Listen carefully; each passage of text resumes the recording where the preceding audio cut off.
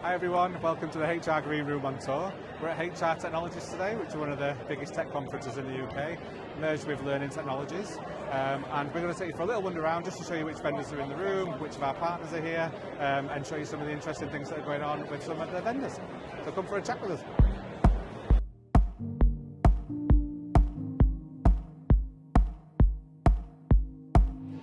So we're here at the Dayforce stand. Emma, tell us who we would refer to Dayforce if we were doing a system selection project.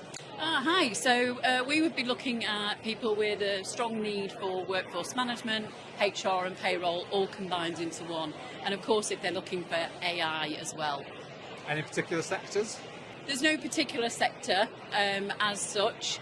It really comes down to customer need and requirement as to whether they fit with the product. Retail, hospitality, more hourly-based workers. Yeah. So what we do find with Dayforce customers, there's a lot of hospitality. It's where the workforce management really comes into play, where they need to do a lot of analysis on the hours that are worked and the rates of pay that they do. So that's why we would introduce them to a company like Dayforce. Okay, fab. Let's move on to HiBob. Let's go.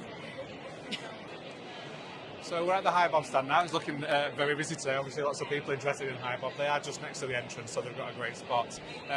HiBob is an employee experience platform, I would say. So it's more than just the basics of HR payroll. They have recently integrated payroll into the application as well, and now have grown that into the US with an integrated platform in the US. We see lots of customers buy HiBob where they are multinational and where they're really focused on employee engagement, talent management, all within the same platform basically. So HiBob tend to win where it is more of a high value employee workforce, not necessarily a much larger hourly based workforce, and they would be the kind of workforces that we would recommend to HiBob. And here we are now at the Iris stand, HR and payroll technology. We're strong with offboarding and onboarding their employees, performance and development. We're now at the MorePay stand with a fully encompassing HR, payroll, time and attendance, expenses system. They even do recruitment and performance as well, formed very strongly in the market. Okay, so now I'm over at the Sage stand. It's obviously no secret we are huge partners with Sage, across Sage People, Sage Intact, Sage People Payroll, and also Inventory Planner. That might be something that you weren't aware of. From a Sage perspective, again, global HCM products with an integrated payroll system in the UK, Ireland, and also in the US. Also has really strong integration into their Intact platform, which is a financial management platform. From a system perspective, it's based on Salesforce. And it's really strong with global customers in particular. And again, those customers who are high value employees need access to self-service, really rich in terms of performance management, objective management, but also AI has been embedded into the application now, both from a reporting perspective, but also from a performance management perspective, and the new Ask HR features are coming along as well. So again, been really busy at the Sage stand. There's lots of interest in the product, and the AI elements have really reignited the interest in that product. Right, we're now at the Elephants Don't Forget stand. Now this is something different really for Phase 3. They're not a HR payroll solution, but they are a learning platform, which basically what they do is they take your documentation, your governance, and they regularly check and test your employees through that ongoing learning journey. So it's not just a case I've learnt this year and I'll forget about it till next year to pass my qualification. It's an ongoing, consistent learning platform to help people manage their development skills. Right, we're now at the Telos 360 stand, an amazing ATS system with a strong AI influence in there as well, really helping the workforce and small businesses in particular find the right candidates for them. There's a lot of development going on at the moment with Telos 360 and some exciting times ahead. And lots of integrations as well. And we're now here at the TriPad stand, ATS system best in breed, with a lot of very famous names as you can see from the top. We've seen some great things from them recently in demos for clients, and really do go above and beyond in terms of their technology.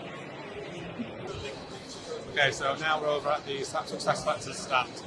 SAP Success Factors has been around obviously for a number of years. It has a really strong Tier 1 presence, again across HR and payroll. It also has integration with the wider ERP application.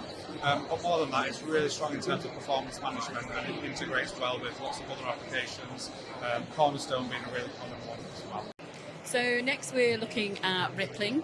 Rippling are a global HR and payroll employer of record, reasonably new to the UK but making a lot of noise in the industry now, and they have some fantastic functionality with an all-in-one system, including an amazing AI process that we've seen as well, which is really great.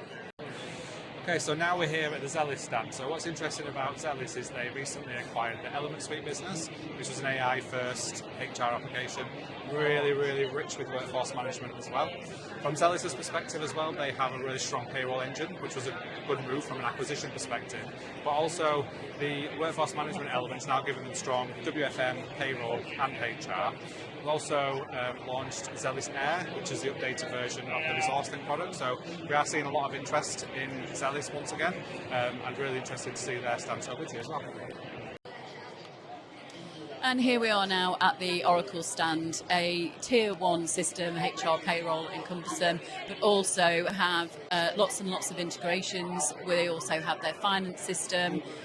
With the Oracle system, there's a lot of speculation, a lot of perception that Oracle is a huge organisation and only out there for the larger organisations. But actually, that's not true. Their system and what they're doing with their product at the moment is really trying to get her into the smaller organisations. So they're looking at how they present themselves in the marketplace. So this is one not to rule out just if you're a smaller organisation.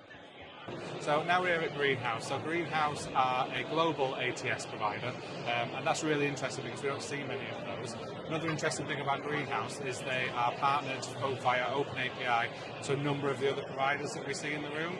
In particular, Sage People have just signed a big partnership with them to have a fully integrated ATS application for Sage People in the Salesforce platform.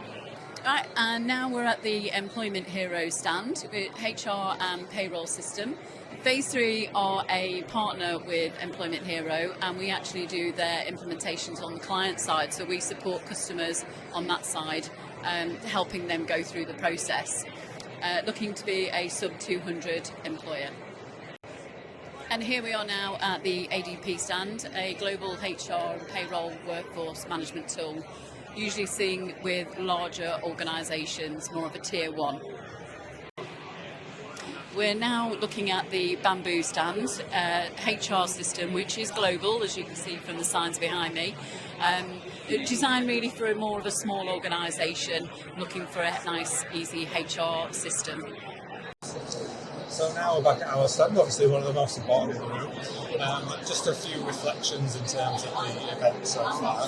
There's obviously been lots and lots of discussion around artificial intelligence. I did a session on stage yesterday talking about talent in tandem, and that was a session that focused on how people and AI should be partnered together, and that really it's HR's opportunity to design that partnership, not just allow it to happen. It focused on how we need to build capability for the use of AI tools within the HR profession. So, for example, having things like hackathons, promptathons in businesses, and really being able to engage with AI tools in a meaningful way to get the best value out of them. We also spoke about the concept of human in the loop, and that's something that I firmly believe in terms of AI tools, and in particular in ensuring that there is some fair usage of AI, that we're doing it in an ethical manner, and that people are always aware when they're speaking with AI or where there is an AI-generated response or an AI tool that's actually helping with the delivery of the workload. I'm going to be speaking with Masonio later. We're doing a fireside chat, again on AI, as you can imagine. It is a big hot topic. And that's really looking at the buyer's guide to AI. So if you are a company who is looking for a HR tech vendor, what should you be looking for from an AI perspective? What should you be asking the vendor in terms of questions? What might that roadmap look like that you should be looking out for in terms of the applications? And finally, from a buyer's perspective, what the application will do in terms of connectivity and how it might be limited by your historical data. AI is obviously learning about our organisation's data. So if we have poor quality AI, if we have poor quality data, we have poor quality AI responses. And it's really important to get a sense of that. So our AI readiness services are focused around how we make sure that businesses are ready to receive AI, to let it land well, to communicate the message clearly, but also to ensure that the employees in the business have the correct methodology in terms of how to use the applications that are being provided to them. So it has been a really interesting conference. It's only a short session today for the HR Green Room, but thank you for joining us. And yes, we will look forward to being back in the studio soon.